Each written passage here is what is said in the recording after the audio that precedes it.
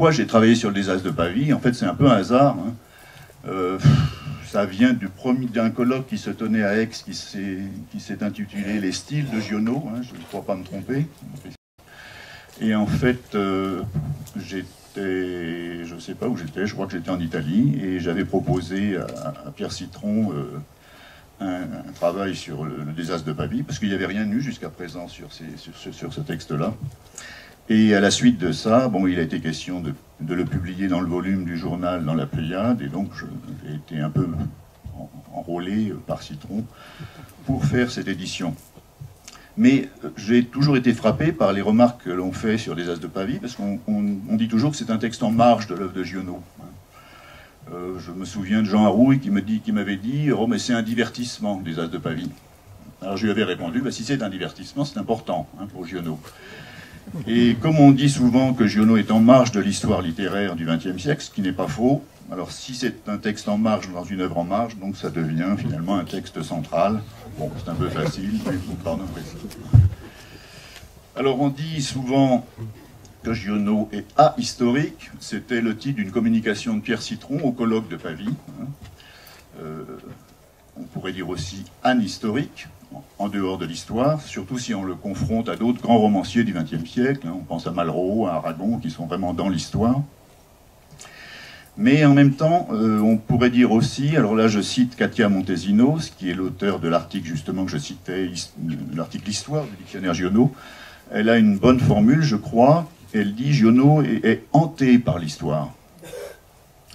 Donc on pourrait penser qu'il y a une sorte de contradiction entre montrer Giono comme un écrivain anhistorique ou ahistorique et un écrivain hanté par l'histoire.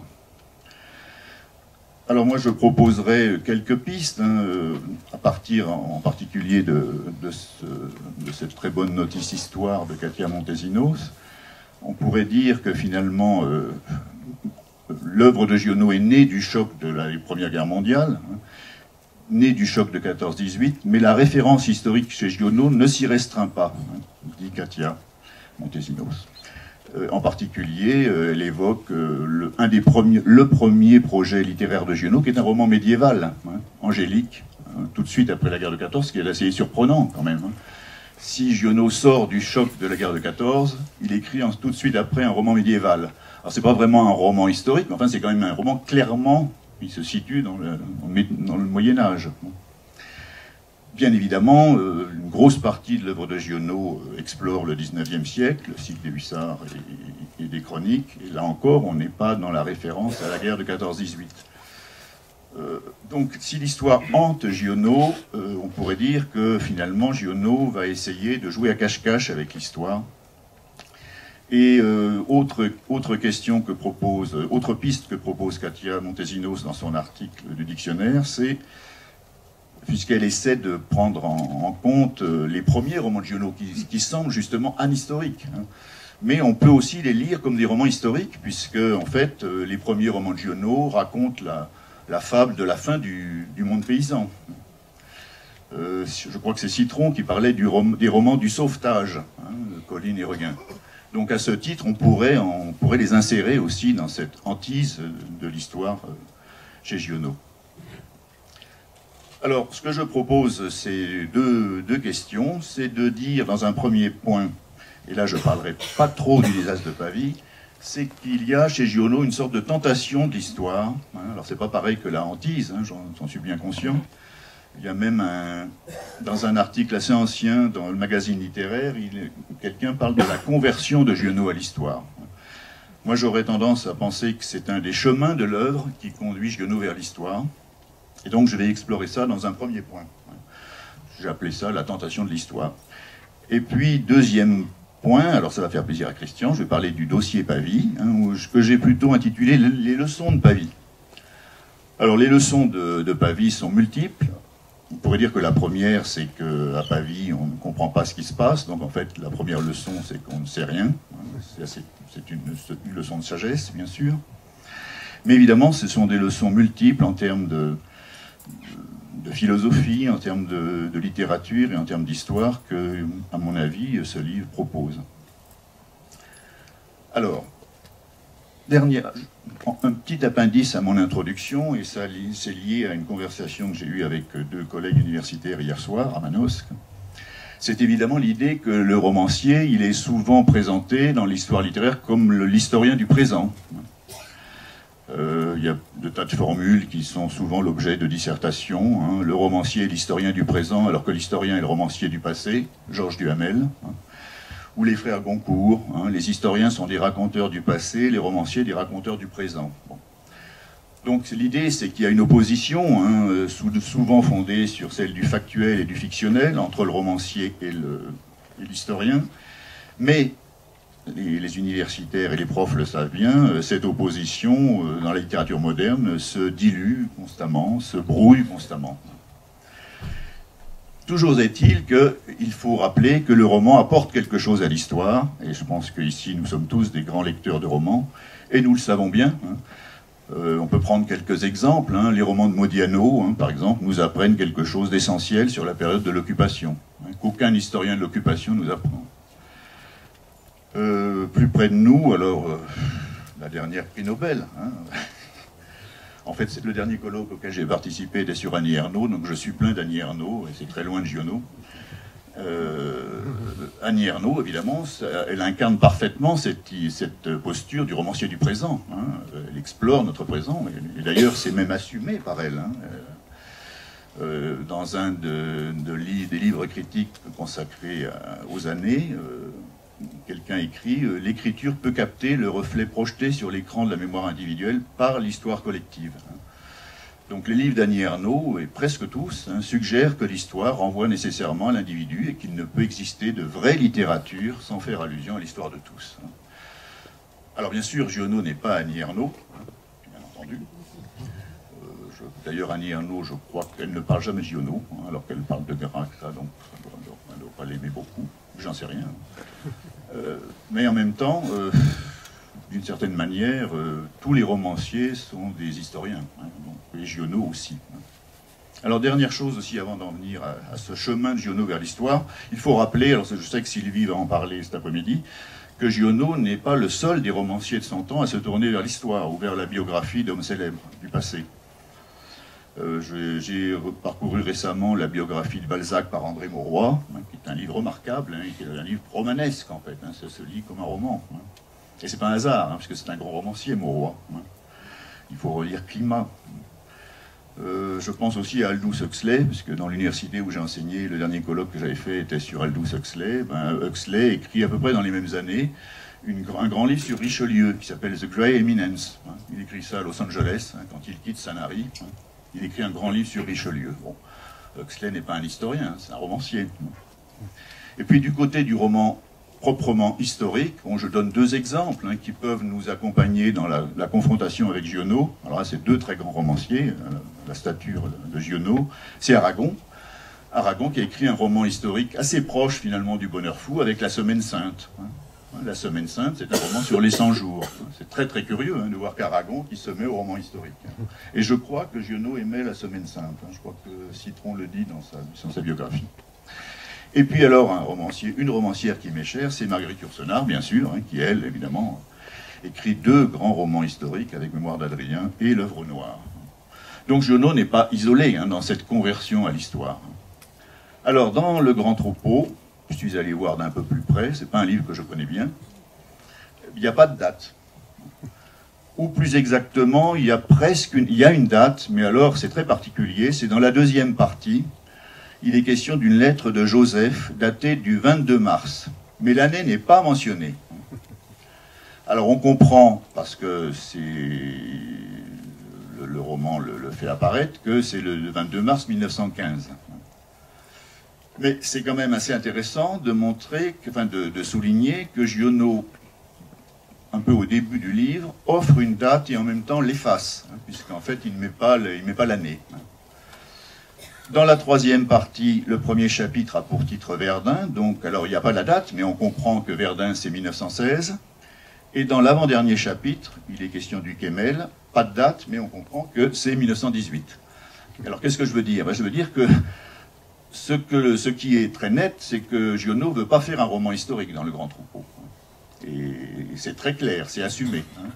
dans ce refus des dates, de la datation, hein, il essaie de faire quelque chose d'autre. Hein, c'est ce qui donne sans doute sa grandeur au texte, hein, c'est à savoir que c'est une sorte de roman de l'Apocalypse, mais pas du tout un roman historique.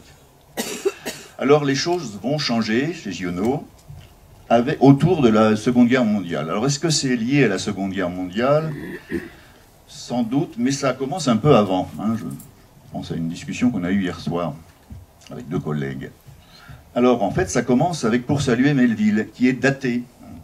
Il y a des dates dans Pour saluer Melville. Très rapidement, il y a 2 incipits, hein, il y a deux débuts de l'œuvre. Il y a une première partie qui fait 2-3 pages, et puis ensuite le vrai début du récit. Alors, le premier incipit, c'est la traduction de Moby Dick de Melville, commencée le 16 novembre 1936, a été achevée le 10 décembre 1939. Alors là, il y a des dates, hein, il y a 2 dates. Mais ce sont les dates qui correspondent à un travail de traduction. Eh bien, je suis allé voir des travaux d'historiens sur l'image de l'Italie à cette époque-là. Alors, c'est des historiens, j'allais dire des vrais historiens, des historiens qui sont professionnels, qui sont payés pour ça, c'est-à-dire qui sont profs à la fac. Eh bien, c'est un petit peu un autre son de cloche, hein. C'est pas le désir d'Italie de François Ier. Alors, j'ai trouvé dans un volume qui a été publié en 2018, c'est-à-dire longtemps après le colloque Giono et l'histoire et longtemps après le volume de la Pléiade, intitulé François Ier et l'Italie, dans la très grande collection des études renaissantes. Eh bien, il y a un article de Laurent Vissière, qui est présenté comme enseignant à la Sorbonne, intitulé L'Italie, tombeau de la noblesse française. Alors, je l'ai un peu synthétisé parce qu'en fait, c'est intéressant de lire cet article en le confrontant à ce que dit Giono du rêve italien, mais le rêve d'Italie de François Ier n'est pas le rêve de Giono dans le désastre de Pavie. Giono est assez lucide sur ce que c'est que le désastre de Pavie. C'est un massacre, hein, un charnier. Alors voilà ce qu'écrit Laurent Vissière. À la charnière des 15e et 16e siècles, l'Italie constituait un rêve français. Bon, bien. Mais un rêve qui périodiquement finissait mal, comme tous les rêves. Car François Ier, pas plus que Charles VIII et Louis XII, ne réussirent à s'implanter durablement outre-Mont, que ce soit au nord, duché de Milan, ou au sud, dans le royaume de Naples. 3 décennies de guerre qui se soldèrent par un échec politique et militaire absolu. Eh oui. Alors, je commente ce qu'écrit, ou plutôt je synthétise cet article. Les Français, bien sûr, acclimatèrent en leur pays un art de vivre nouveau, un certain goût pour l'art. François Ier attire en France Léonard de Vinci ou Benvenuto Cellini. Ça, c'est le point de vue de l'histoire de l'art. Mais les guerres d'Italie, incontestablement, ont eu le mérite de faire sortir la France d'une sorte de Moyen-Âge finissant. Mais, cette image d'Épinal tend à reléguer au second plan les malheurs de ces guerres et leur réalité funeste. Derrière le mirage italien se dessine une terre de maladies et de morts, où les aristocrates français venaient tomber comme des mouches. Moi, je cite l'historien, je ne me permettrai pas d'utiliser cette formule. Nombreux furent les Français de cette époque qui s'interrogeaient sur l'intérêt de ces guerres. L'Italie valait-elle vraiment le sang versé pour elle? Voilà. Donc l'Italie est présentée dans beaucoup de textes des années contemporaines comme le pays des hécatombes. Alors c'est pas vraiment le pays le pays où fleurit je ne sais plus quelle fleur dans la chanson. Donc c'est le pays des champs de bataille, ces champs de bataille étant des laboratoires de la guerre moderne, des nouvelles armes. La plupart des batailles donnent des hécatombes. Ravenne, 1512, c'est avant Marignan, c'est pas connu Ravenne. Il y a déjà eu plusieurs milliers de morts chez les Français. Marignan, grande victoire, 8000 morts. Pavie, 1525, je cite un chroniqueur, la plus grande hécatombe nobiliaire depuis Azincourt. 8000 morts aussi, comme à Marignan. S'ajoute à ces hécatombes la maladie qui décime les armées françaises. Alors j'en cite 2, le mal de Naples, alors on voit ce que c'est la syphilis. Et puis la dysenterie.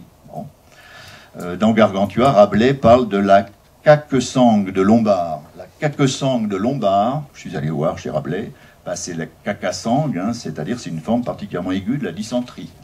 C'est très sympathique tout ça. Donc l'Italie, non seulement est le pays des hécatombes, c'est le pays de la maladie, et finalement, l'Italie est présentée comme une terre maudite à la suite de ces 30 années de guerre.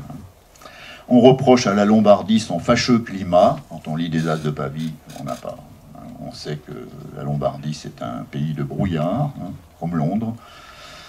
Fâcheux climat qui donne fièvre et boutons. On se demande pourquoi les rois de France s'acharnent à conquérir ce pays qui finit par ressembler à un vaste sépulcre et cimetière. Vaste sépulcre et cimetière, c'est Brantôme. Hein, l'expression est employée par Brantôme, que Giono cite souvent dans les As de Pavie. Il a beaucoup lu Brantôme. Il faut donc attendre le début du XIXe siècle pour que l'Italie, grâce à Bonaparte, ne soit plus associée à ces hécatombes et ne soit plus regardée comme le tombeau des Français. C'est dans un texte de Joseph Servan, un historien de 1805, Histoire des guerres de Français en Italie. L'Italie, jusqu'à présent, était considérée comme le tombeau des Français. Alors effectivement, le désastre de Pavie livre une sorte de réflexion sur l'expérience métaphysique de la guerre, la recherche de la perte de conscience, comme une sorte d'extase.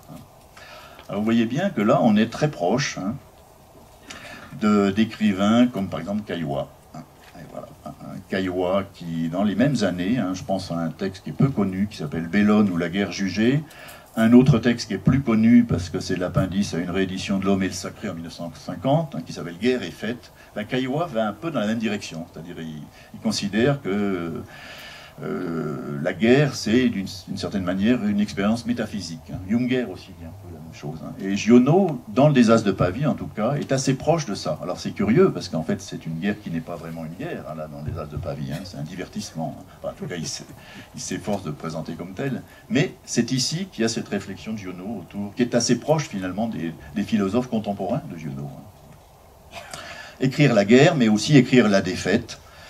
Alors évidemment, dans écrire la défaite, puisque Giono d'ailleurs il le dit à Georges Walter, il a accepté d'écrire ce livre sur Pavie parce que c'est une défaite. Et je crois qu'il précise, comme la France n'est pas à une défaite près, un désastre près, ouais. Bon. Alors écrire la défaite, évidemment, il y a d'autres écrivains qui ont écrit des défaites. Alors là, je cite un bel article de Jean-Yves Lorichès sur Gracq et Simon, deux écrivains dans la débâcle. Et oui, il y a des écrivains contemporains de Giono, Gracq par exemple, Simon un peu plus tard, qui ont assisté à des débâcles. Le débâcle, c'est presque un désastre. Alors c'est Dunkerque, par exemple, dans les manuscrits de guerre de Gracq. Et alors évidemment, Gracq a assisté à Dunkerque. Vous allez me dire, Giono n'a pas assisté à Pavie. Ben si, Marguerite Yourcenar dit il était au désastre de Pavie. Il a assisté à la bataille de Pavie. Donc en fait, on s'est trompé. Giono aussi a assisté à la débâcle. Alors, ces écrivains qui assistent à la débâcle et qui l'écrivent après, Jean-Yves Lorichès évoque le syndrome de Fabrice.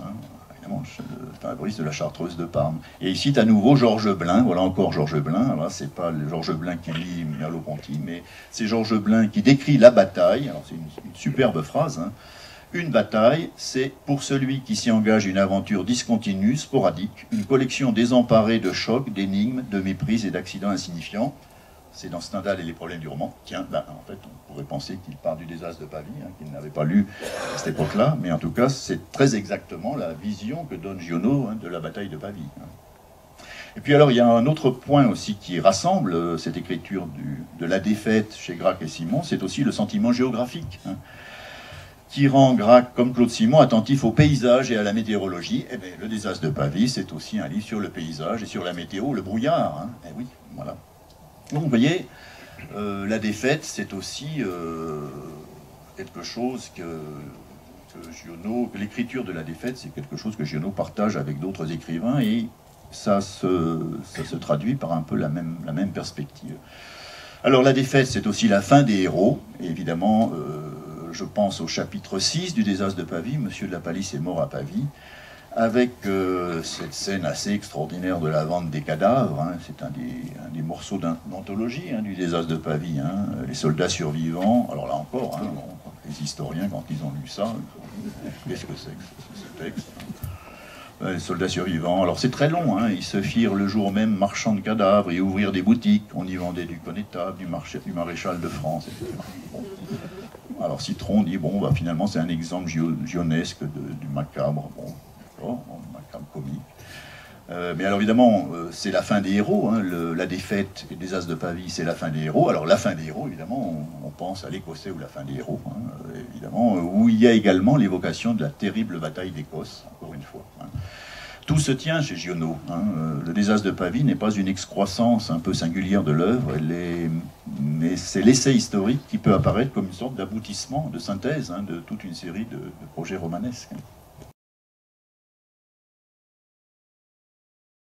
une lettre d'un petit bourg autour de Pavie, d'un marchand de feutres qui écrivait à son correspondant de Gênes pour lui dire que justement ce jour-là, du 24 février, le 24 février, il ne pouvait pas assurer la livraison de son feutre parce que les charrois étaient difficiles en raison du temps gras. Document qui était particulièrement intéressant puisqu'il démentait ce qui jusqu'à présent avait été dit sur le temps qu'il faisait le jour de la bataille de Pavie. Oui, Mignet par exemple dit c'était par un clair et froid matin de février. Eh bien par un clair et froid matin de février, la bataille ne s'explique pas. Il faut penser que nous avions affaire à une armée très différente des armées actuelles, que l'artillerie était une artillerie rudimentaire, montée sur de grandes roues en fer, très larges et qui avait besoin d'un terrain sec pour pouvoir se déplacer. Que de notre côté, une grande partie de l'armée française était constituée, la partie la plus agissante, était constituée par la lourde cavalerie de la gendarmerie qui était une cavalerie lourde, les chevaux et le cavalier faisaient 600 kilos à peu près. C'était très important car cette cavalerie ne luttait que par son poids. Elle ne luttait pas par son courage, elle a lutté ensuite par son courage puisqu'elle a été brisée en petits morceaux et qu'à partir de ce moment-là, ce sont des engagements personnels qui se sont livrés. Mais dans une bataille, la cavalerie chargeait en raison de son poids. Alors, ici se trouve une petite île dans laquelle se trouvait un poste français, le poste de Montmorency. Ici se trouvait l'abbaye de l'Enfant, où le roi avait établi son quartier général au moment du siège. François Ier. François Ier. Ici se trouvait le Naviglio. C'était un canal qui avait été fait par les Sforza et qui venait se jeter à ce moment-là dans le Tessin par ici. Actuellement, cette partie du Naviglio a été couverte. Le Naviglio vint se jeter par là et ceci est la voie du chemin de fer. Ce Naviglio, vous allez voir, est intéressant car il borde le parc de Mirabello dans lequel s'est livrée la bataille. L'armée française, c'était après diverses attaques, notamment une attaque contre cette porte ici et une attaque contre cette porte-là. La citadelle était ici. Et ces deux attaques ayant échoué, l'armée française, avec le roi, vient se fixer d'abord à Mirabello, qui était un petit château des Sforza, un petit château de chasse. Le parc allait jusqu'à la Chartreuse de Pavie et avait à peu près cette forme-là. À peu près cette forme-là. Ici se trouve une petite ville qui s'appelle l'Ardirago, qui est intéressant de placer. Là, une autre petite... Et des amis italiens que ça a beaucoup intéressé. Ça les intéresse passionnément, ils ont été passionnés par ça. Le plus intéressé par cette bataille, ce n'est pas la bataille elle-même ou c'est la bataille elle-même? Le plus intéressant n'est pas la bataille elle-même. La bataille elle-même a duré le temps d'une partie de football, elle a duré 1 heure. Le reste s'est passé dans à peu près 3/4 d'heure. Au bout de 3/4 d'heure, tous les grands chevaliers français, l'ensemble de la chevalerie française a été détruite et tuée. Seul le roi et quelques chevaliers ont pu échapper. Vous avez rencontré au cours de cette histoire, de cette bataille, des personnages que vous auriez aimé inventer ou que vous aimeriez reprendre dans un roman? Historique? Oh non. Non, ils ont été utilisés de nombreuses fois. Ils ont été utilisés de très nombreuses fois. Je ne parle pas des personnages principaux, les personnages annexes. Oui, il y en a un, en tout cas, qui est très curieux. Il y en a un, c'est Montluc. Montluc est un jeune capitaine, là, à la bataille de Pavie. Il n'est pas encore le grand Montluc. Il ne le sera qu'après les guerres de religion. Là, c'est un soldat de fortune. Un soldat de fortune dont on ne s'occupe pas. Il a été fait prisonnier, mais vous dire à quel point il comptait peu, c'est qu'on le renvoie sans demander rançon. On lui dit, bon, allez vous faire prendre ailleurs, allez-vous-en. Et il retourne, d'ailleurs, il l'explique lui-même, il retourne jusqu'à Embrun en étant obligé de manger de l'herbe des champs. Et en buvant de l'eau des ruisseaux, on l'a renvoyé comme ça, tout seul en France. Oui, il y a très longtemps, il y a 2-3 ans qu'il est sur le chantier. C'est un roman de l'époque moderne. Ça me demande un peu de temps parce que j'essaie d'écrire des livres que je ne sais pas écrire pour pouvoir m'intéresser précisément à la chose. Vous ne pouvez rien en dire encore.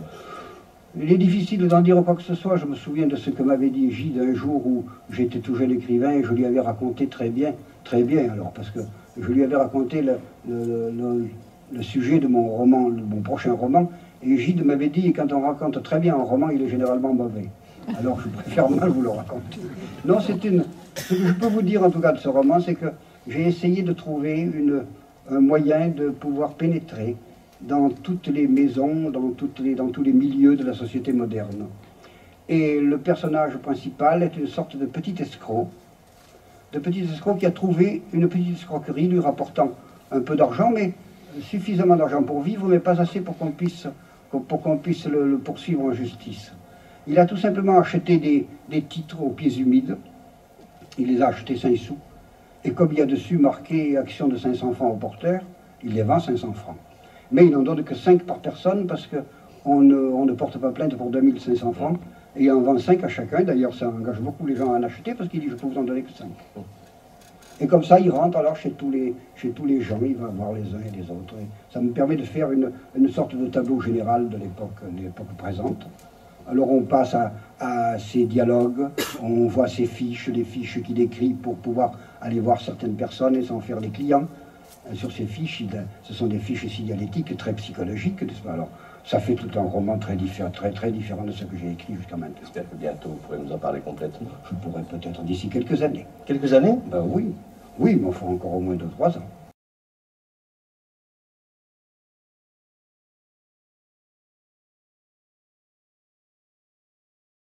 Donc là, le long 19e siècle de Giono, je vais essayer de vous le décrire dans une géographie imaginaire et une histoire imaginaire que je vais donc essayer de définir. D'abord, vous dire que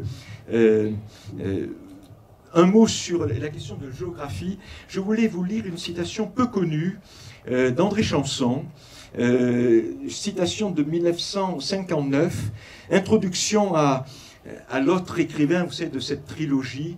Alors c'est un écrivain suisse. Alors, quand on est du Midi, du vrai Midi, hein, on ne sait jamais prononcer les noms suisses. Voyez, on ne sait pas si vous dire l'éditeur Drault ou l'éditeur Droz. Quand on est du Midi, on a tendance à dire Droz. Vous dites Ramu ou Ramuse? Monsieur Morzewski? Ramu. Et dans le Midi, le vrai Midi, moi je suis de Nîmes. Tu m'as parlé d'autres termes, je suis de Nîmes. À Nîmes, on ne dit pas Ramu. On dira Ramus. Voilà, Ramu. Et donc, dans l'introduction de Chanson aux lettres de Ramu, en 1959, chez Grasset, Chanson parle de la trilogie à laquelle il était fier d'appartenir. Ramu, Giono, Chanson. Il dit, ça c'est pour régler la question littéraire, la question géographique, pardon.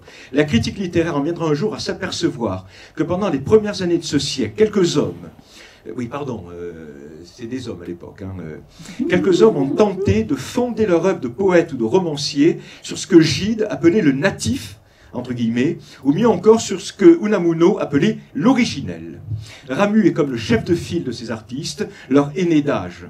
Ce désir d'atteindre l'originel, le natif, le primordial, le primitif, l'essentiel, est d'ordinaire absurdement défini par l'étiquette de régionaliste, qui ne s'applique vraiment qu'aux œuvres, c'est bon comme définition et c'est dur, hein. L'étiquette de régionaliste ne s'applique vraiment qu'aux œuvres faites pour restituer un décor ou une apparence. Donc c'est la Boris, Signol, Marie Moron, je blesse personne. Pierre Magnan, je blesse là. J'ai beaucoup aimé Pierre Magnan. Voilà, mais je retire Pierre Magnan. Donc il s'applique aux œuvres pour restituer un décor, une apparence et la variation superficielle des choses. Nul pourtant n'échappe mieux aux limites du régional que celui qui recherche l'original, ou pour renverser la proposition, c'est en ne se souciant pas de l'original que l'on se régionalise. Voilà pour la question régionale, selon donc Chanson, et qui vaut, je crois, tout à fait pour Giono et pour Ramu, bien sûr. Voilà. Alors, vous avez noté que j'ai relu pour vous, non pas la totalité des œuvres de Giono, hein, mais je l'avoue, ce que j'ai relu pour vous, c'est pour ça que j'ai pris la Pléiade. J'ai relu, ça peut se dire ça, j'ai relu les notices. Hein. Je voudrais que ça allait plus vite de relire les notices, c'est déjà long, hein, donc j'ai lu du Citron, du Ricat, etc. Pour vous. Et à chaque fois, pour tous les romans qui présentent, il y a à la fois la tentative d'élucidation de la géographie précise des romans et la tentative d'élucidation chronologique précise des romans. Et ce qu'on voit pour la géographie, c'est que Giono utilise à la fois des lieux réels et puis des lieux inventés, et qu'il y a cet effet à la fois de réel et d'imaginaire qui me paraît très efficace dans cette définition de la géographie. Et c'est c'est la même chose pour la question du temps. Et dans l'introduction générale de Ricat à la Pléiade, Ricat s'interroge sur quelque chose qui doit vous apparaître d'une banalité totale, mais bon, je le retrouve avec plaisir. Il y a combien de manières chez Giono, vous savez? Et tout à l'heure, je faisais allusion à mes collègues cultivés, mais pas spécialistes de Giono, qui sont persuadés qu'il y a un seul Giono. Le Giono, vous savez, j'étais un pèlerinage jeune du Contadour, vous voyez, le Giono pacifiste, le Giono panique, vous voyez, païen. La deuxième manière serait le cycle d'Angelo ou du Hussard. Et la troisième, c'est la série des chroniques romanesques de la fin de vie, avec un Giono d'autant plus noir qu'il était dans l'utopie un peu bêlante de la fin des années 30, etc. Voilà. Et il me semble qu'à chacune de ces manières correspond un rapport au temps, dont je voulais dire un mot en insistant plutôt sur le temps des chroniques romanesques. Il y a ce que les historiens aiment appeler, c'était très à la mode dans les années 70, à l'époque du structuralisme. À l'époque où les deux maîtres de l'histoire, Braudel et Leroy Ladurie, je vous dis un petit secret de fabrique du monde universitaire. Braudel est un peu écœuré, si j'ose dire, du succès médiatique, intellectuel mondial qu'avait Lévi-Strauss. Voilà. Lévi-Strauss avait inventé le structuralisme, et c'était en train de tout emporter. Il fallait être structuraliste, y compris en littérature. Et Braudel est un peu agacé par ça. Et Braudel s'est dit, on va essayer d'introduire le structuralisme en histoire. Parce que l'histoire, par définition, une certaine manière banale de comprendre l'histoire, c'est cette sorte de poussière infinie d'événements qui s'enchaînent, ce désordre, ce chaos de choses. Il n'y a pas de structure. Et donc, la grande école des annales, pour ne pas la nommer, je vais être très bref en histoire, hein, je ne vais pas tricher. Hein. J'essaie d'être en littérature au risque d'être jugé, mais je sens que vous serez bienveillant. Vous ne me ferez pas savoir si vous me jugez, je l'ai compris, mais je ne vais pas vous faire le coup de l'historien qui parle d'histoire en faisant semblant pas de littérature, mais il y avait eu cette fascination du structuralisme en histoire, et Braudel et puis Leroy Ladurie avaient essayé d'introduire le structuralisme en histoire, de travailler sur ce qu'ils ont appelé le temps long, et Leroy Ladurie était même allé jusqu'à inventer, ça avait fait un peu tiquer l'histoire, le temps immobile. Voilà. Et le temps immobile, ben, vous savez, c'est d'une certaine manière, c'est le temps des sociétés rurales traditionnelles. Il n'y a pas grand-chose qui bouge entre l'an 1000 et l'an 1800, vous voyez, voire l'an 1900. Je vous signale, ça c'est un scoop, hein, que Jean Carrière, je peux en parler, Jean Carrière, gionien émérite, il a daté l'arrivée du monde moderne, la fin du Moyen-Âge, dans les Cévennes, dans le monde rural. Vous savez ce que c'est? L'engin, c'est un scoop, hein. L'engin qui met fin à ce temps immobile médiéval millénaire, c'est l'invention, et si vous habitez dans les montagnes, vous comprenez, c'est l'invention de la tronçonneuse.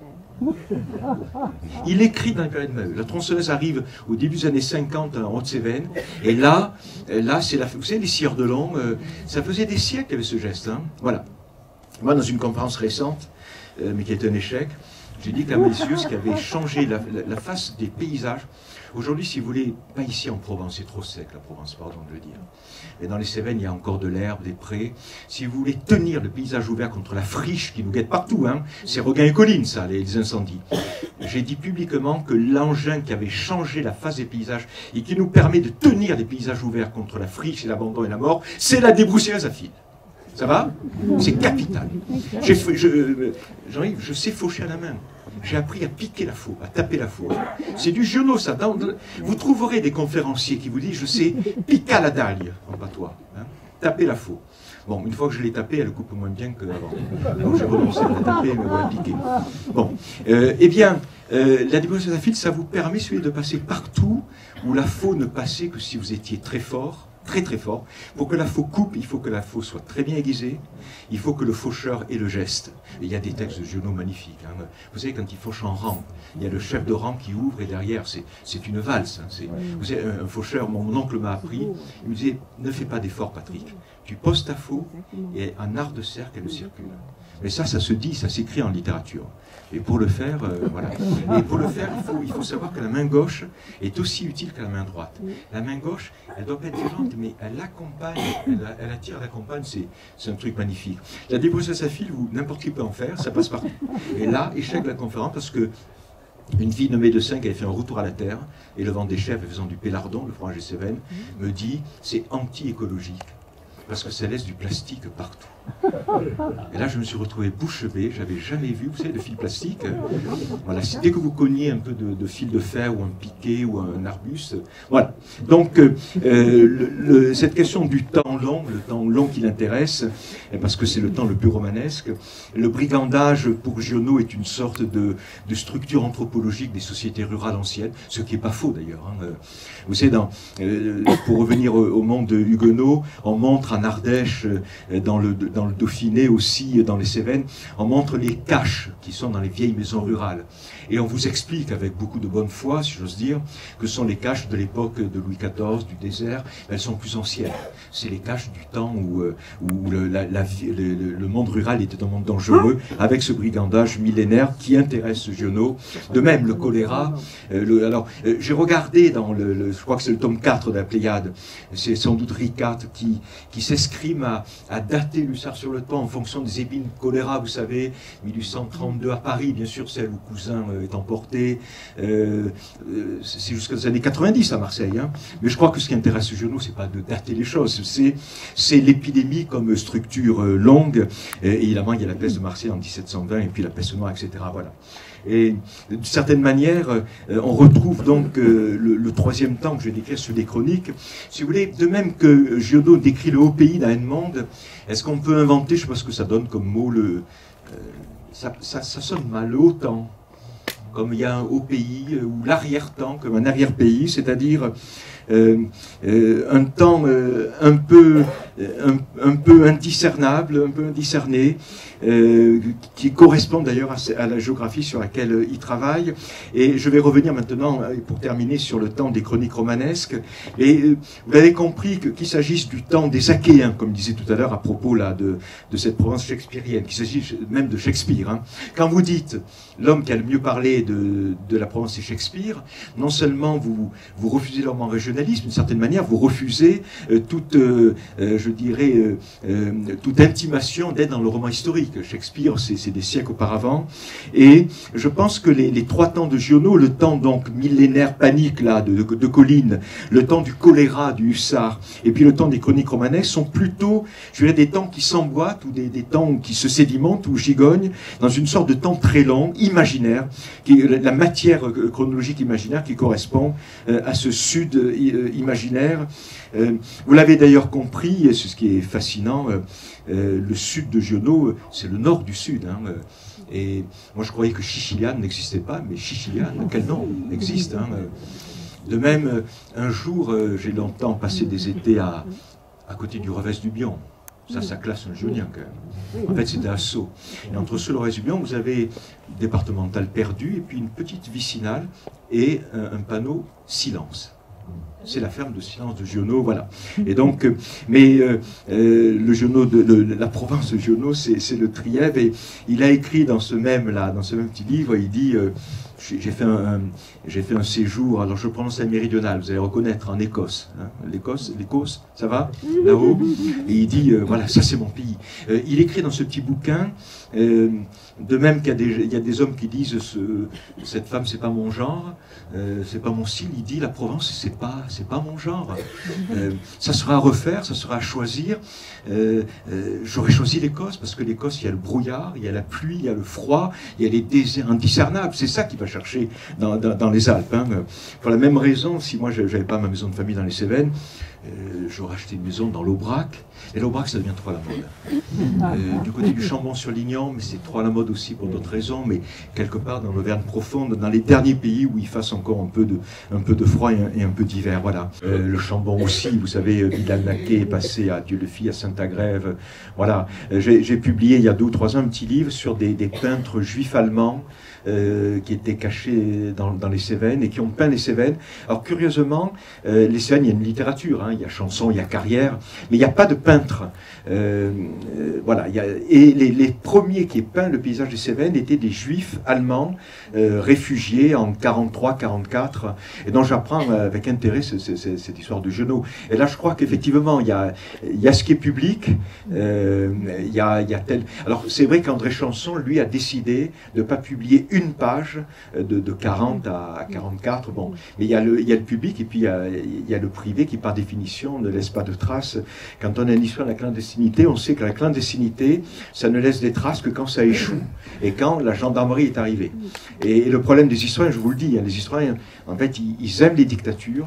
C'est pour ça qu'il y a plus d'historiens de la droite que de la gauche. D'ailleurs, ils aiment la droite, ils aiment les dictatures, et ils aiment les sources de gendarmes parce que ça donne de l'histoire. Et la difficulté de la clandestinité, quand elle réussit, c'est que soit il y a l'enquête orale, la mémoire orale, soit on ne saura jamais. Voilà, je suis heureux d'apprendre l'histoire de ce musicien perdu dans la ferme avec le piano. Il y avait aussi, justement, je parlais de Suzanne Citron qui est d'une Grumbach. Il y a Grumbach, vous savez, Grumbach c'était un député socialiste alsacien qui était à côté de Jaurès dans le café quand Jaurès a été assassiné. Il était à côté. Et Grumbach s'est réfugié en 1943 dans les Cévennes. Et il était épuisé parce qu'il n'y avait pas de bibliothèque. Donc il réclamait des livres de partout. Et je crois aussi qu'ils avaient fait entendre qu'ils auraient apprécié qu'il y ait une salle de bain avec eau chaude, eau froide. Et dans les fermes des Cévennes, une salle de bain dans les années 40, croyez-moi, moi j'ai connu les Cévennes sans salle de bain jusqu'aux années 80. Voilà.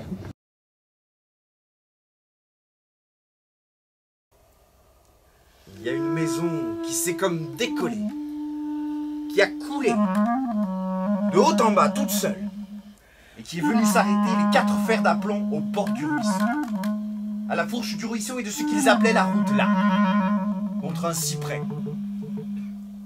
C'est la maison de Panturle. Le Panturle est un homme énorme, on dirait un morceau de bois qui marche. Au gros de l'été, quand il se fait un couvre-nuque avec des feuilles de figuier, qu'il a les mains pleines d'herbe, et qui se redresse les bras écartés pour regarder la terre, c'est un arbre. Sa chemise pend en lambeaux comme une écorce. Il a une grande lèvre épaisse et difforme comme un poivron rouge. Il a un défaut, si on peut dire. Il parle seul. C'est du soir même qu'il s'est mis à parler seul. Il se lève au blanc de l'aube. Le feu d'olivier, c'est bon parce que ça prend vite, mais c'est tout juste comme un poulain, ça danse en beauté sans penser au travail. Comme la flammade aussi, il se cabre contre le chaudron, Panturle la mate en tapant sur les braises avec le plat de sa main, dur comme de la vieille couenne. Paf! Paf! Paf! La main en l'air pour un dernier coup, il dit à son feu: « Ah, t'as fini !» Il a fini.